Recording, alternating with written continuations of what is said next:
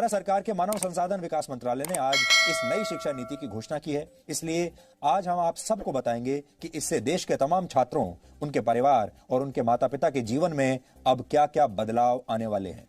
अगर आप छात्र हैं या किसी छात्र के माता पिता हैं तो आपको ये सारी जानकारियां बहुत ध्यान से सुननी चाहिए और अगर आप चाहें तो नोट भी कर सकते हैं। तो अब आपको बड़े बड़े बदलाव बताते हैं। अब तक भारत की स्कूली शिक्षा व्यवस्था 10+2 के फॉर्मेट पर चलती थी, लेकिन अब इसे 5+3+3+4 के फॉर्मेट में बदल दिया गया है।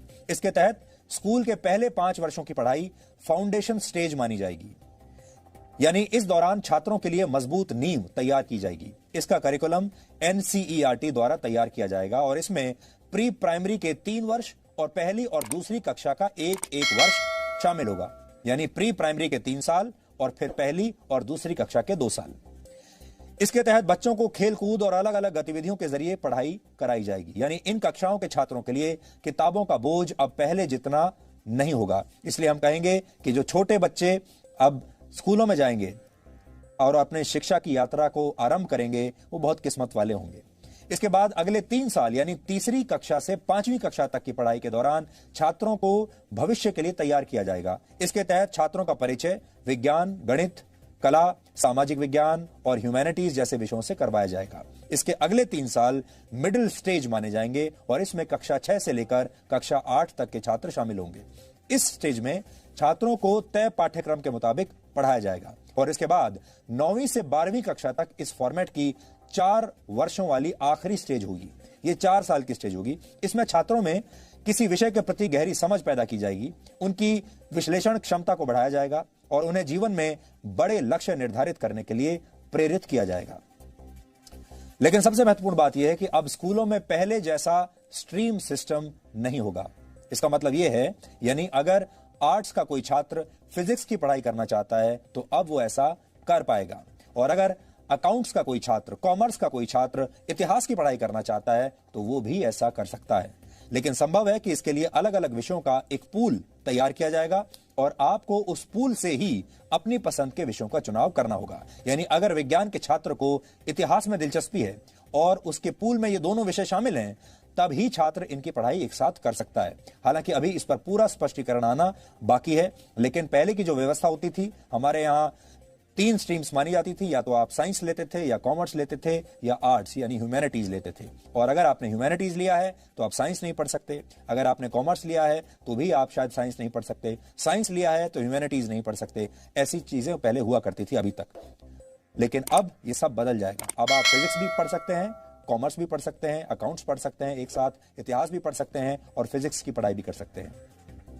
दूसरी महत्वपूर्ण बात यह है कि 5वीं कक्षा तक की पढ़ाई अब मातृभाषा, स्थानीय भाषा और आपकी राष्ट्रभाषा में ही होगी, यानी अंग्रेजी में पढ़ाई की अनिवार्यता समाप्त नहीं होगी।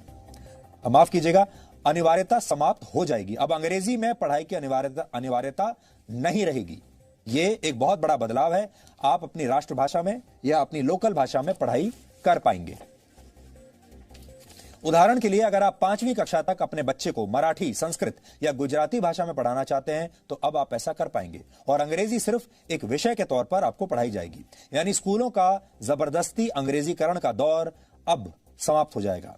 6ठी कक्षा में पहुंचने के बाद छात्रों को कंप्यूटर कोडिंग सीखने का मौका मिलेगा। यानी अब भारत के छात्र चीन जैसे देशों की तर्ज पर छोटी उम्र में ही सॉफ्टवेयर और मोबाइल फोन एप्लीकेशंस बनाने की तकनीक सीख पाएंगे और 6ठी कक्षा से ही छात्रों को इंटर्नशिप का भी मौका मिलेगा। यानी अगर किसी छात्र की किसी खास विषय में रुचि है और वो उसकी प्रैक्टिकल नॉलेज हासिल करना चाहता है तो वो इस विषय से जुड़ी इंटर्नशिप कहीं भी कर सकता है। उदाहरण के लिए अगर आपका बच्चा पेंटिंग करने का शौक रखता है तो वो किसी पेंटर के पास अब इंटर्नशिप के लिए जा सकता है। अगर आपके बच्चे को सॉफ्टवेयर में इंटरेस्ट है तो वो किसी सॉफ्टवेयर कंपनी में अब अपने स्कूल के दौरान ही इंटर्नशिप कर सकता है। 9वीं कक्षा से 12वीं कक्षा तक की परीक्षाएं अब सेमेस्टर के आधार पर होंगी। एक साल में 2 सेमेस्टर होंगे और हर 6 महीने पर एक परीक्षा होगी और दोनों सेमेस्टर्स के अंकों को जोड़कर आपकी फाइनल मार्कशीट तैयार की जाएगी। यानी अब एक छात्र के तौर पर आपको पूरे साल पढ़ाई करनी होगी और आप ये कहकर बच नहीं सकेंगे कि आप सिर्फ फाइनल एग्जाम्स की तैयारी करना चाहते हैं। इससे पहले आपने देखा होगा बहुत सारे छात्र ऐसे होते हैं जो साल के सिर्फ आखिर में कुछ समय तक पढ़ते हैं, 1-2 महीने पढ़ाई कर लेते हैं और फिर उसके आधार पर वो फाइनल जो परीक्षा होती है उसमें बैठते हैं और उनमें से बहुत सारे लोग अच्छे नंबर ले भी आते हैं। लेकिन ये वो लोग होते हैं जिन्होंने पूरे साल पढ़ाई नहीं की। अब आपको पूरे साल पढ़ाई करनी पड़ेगी। इसके अलावा बोर्ड की परीक्षाओं को आसान बनाया जाएगा और इसमें छात्रों की क्षमता पर ज्यादा ध्यान दिया जाएगा। रटने की क्षमता नहीं, समझने की क्षमता पर ध्यान दिया जाएगा। ट्यूशन और कोचिंग क्लास के जरिए रट्टा लगवाने की आदत को समाप्त कर दिया जाएगा। बोर्ड परीक्षा देने वाले छात्रों को अब उनकी पसंद की भाषा में परीक्षा लिखने की पूरी छूट होगी। उदाहरण के लिए अगर आप चाहें तो हिंदी या अंग्रेजी में से किसी एक भाषा में अपनी परीक्षा दे सकते हैं। छात्रों के रिपोर्ट कार्ड्स को भी अब पहले की तरह तैयार नहीं किया जाएगा। किसी छात्र को फाइनल मार्क्स देते समय उसके व्यवहार, एक्स्ट्रा करिकुलर एक्टिविटीज में उसके प्रदर्शन और उसकी मानसिक क्षमताओं का भी ध्यान रखा जाएगा। इसके अलावा रिपोर्ट कार्ड को 360 डिग्री असेसमेंट के आधार पर तैयार किया जाएगा। इसमें छात्र खुद को भी अंक देंगे, यानी अपना खुद का भी विश्लेषण करेंगे। विषय पढ़ाने वाले शिक्षक भी छात्रों को अंक देंगे और छात्रों के सहपाठी भी उनका आकलन करेंगे। कॉलेज में पढ़ाई करने वाले छात्रों के लिए भी इस नई शिक्षा नीति में बहुत सारे बदलाव किए गए हैं। इसलिए जो छात्र अब कॉलेज में इसके बाद जाने वाले हैं वो भी ध्यान से अभी देख लें।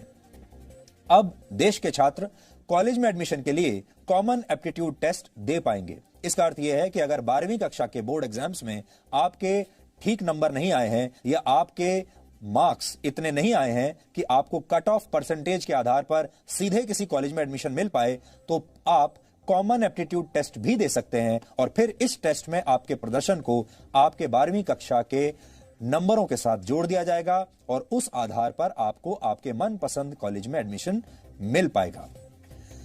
ग्रेजुएशन की पढ़ाई को 3 और 4 वर्षों के कोर्स ड्यूरेशन में अब बांट दिया जाएगा। पहले अगर आप कॉलेज की पढ़ाई बीच में ही छोड़ देते थे तो आपको ग्रेजुएशन की डिग्री नहीं मिलती थी।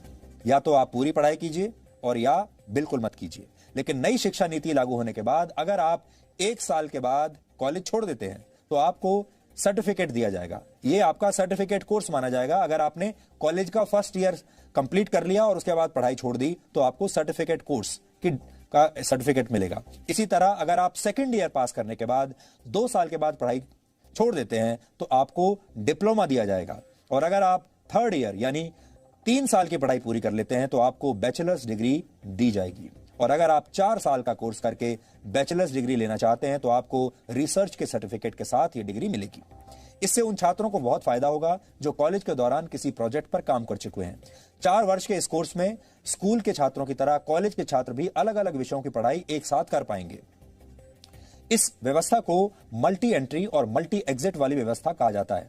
यानी छात्र जब जिस विषय की पढ़ाई करना चाहेंगे तो वो ऐसा कर सकेंगे और जब वो ये पढ़ाई छोड़ना भी चाहेंगे तो ये काम भी आसानी से कर सकेंगे। इसीलिए इसे मल्टी एंट्री और मल्टी एग्जिट कहा गया है।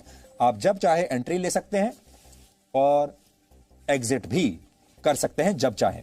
इसके अलावा एक एकेडमिक बैंक ऑफ क्रेडिट बनाया जाएगा। इसके तहत अगर आप एक से ज्यादा कोर्स एक साथ करना चाहते हैं तो आप ऐसा कर पाएंगे और जिस कोर्स को आप जहां तक कंप्लीट करेंगे उसके अंक इस क्रेडिट बैंक में जमा हो जाएंगे और फिर जब आप फाइनल डिग्री के लिए कोई कोर्स करेंगे तो उस क्रेडिट को इसमें जोड़ दिया जाएगा। यह पूरी व्यवस्था पूरी तरह से डिजिटल होगी, ऑनलाइन होगी। मानव संसाधन विकास मंत्री रमेश पोखरियाल निशंक और उनकी टीम ने इस नई शिक्षा नीति पर आज क्या कहा, यह भी आज आपको सुन लेना चाहिए। कि पूरी दुनिया में शायद इससे बड़ा परामर्श, विचार विमर्श कभी नहीं हुआ होगा। इतना बड़ा नवाचार ये दुनिया के लिए एक उदाहरण है। जब किसी नीति पर देश के कोने कोने से, अभिभावकों से, छात्रों से, अध्यापकों से, विशेषज्ञों से, शिक्षाविदों से, राजनीतिज्ञों से, जनप्रतिनिधियों से और यहां तक कि 1,25,000 ग्राम समितियों से विचार विमर्श किया गया हो। यह बेहद महत्वपूर्ण है क्योंकि 34 साल से शिक्षा नीति में परिवर्तन नहीं हुआ था और इसलिए आज का ये जो परिवर्तन है और जो नई शिक्षा नीतियां है, मुझे विश्वास है कि पूरा समाज और सभी देशवासी इसका स्वागत करेंगे और दुनिया के शिक्षाविद भी इसको निश्चित रूप से सराहना करेंगे। आज की व्यवस्था में यदि 4 साल इंजीनियरिंग पढ़ने के बाद या 6 सेमेस्टर पढ़ने के बाद किसी कारणवश मैं आगे नहीं पढ़ सकता हूं, तो मेरे पास कोई उपाय नहीं है, मैं आउट ऑफ द सिस्टम हो जाता हूं। Multiple entry and exit system में ये रहेगा कि 1 साल के बाद सर्टिफिकेट, 2 साल के बाद डिप्लोमा, 3 या 4 साल के बाद डिग्री, यानी और multiple entry through academic bank of credit, जो नीचे बुलेट है कि मेरे जो क्रेडिट फर्स्ट ईयर के हैं, सेकेंड ईयर के हैं, जैसे बैंक के सेविंग अकाउंट होते हैं वैसे ही एकेडमिक क्रेडिट में डिजी लॉकर के माध्यम से हमारे वहां पर क्रेडिट रहेंगे, so that in the third year if I want to take a sabbatical for a year or I want to take a break for any reason, family condition or otherwise for some time, and I return after a fixed period, within a fixed period of which will be prescribed by the new Higher Education Commission. If I come back to the education system, I will not be asked to repeat the first and second year. My credits are already there in the academic credit bank. I will utilize those credits for my further education. आप सब जानते हैं कि अभी 10+2 structure है, जिसमें जो पहले 10 वर्ष हैं उनका एक तरह से फेज वाइज करिकुलम होता है। फिर सडनली जब आप सेकेंडरी में जाते हैं, +2 में जाते हैं, तो सब्जेक्ट जो है स्पेशलाइजेशन होने लगती है। यहाँ पर जो हम सिस्टम लेकर के आए हैं वो 15 वर्ष का जो आप देख रहे हैं 5+3+3+4, उसमें 3 वर्ष तो पूर्व प्राथमिक हैं। उसी तरह जो +4 लिखा है वो 9th to 12th है। इसमें भी जैसा कि सर कह रहे थे, जैसा हायर एजुकेशन में है, कोई स्ट्रीम्स नहीं है, मल्टी डिसिप्लिनरी होगा। अगर बच्चा फिजिक्स के साथ, जैसा सर ने कहा, फैशन स्टडीज लेना चाहे, बेकरी कन्फेक्शनरी कुछ पढ़ना चाहे केमिस्ट्री के साथ, इट विल बी परमिटेड।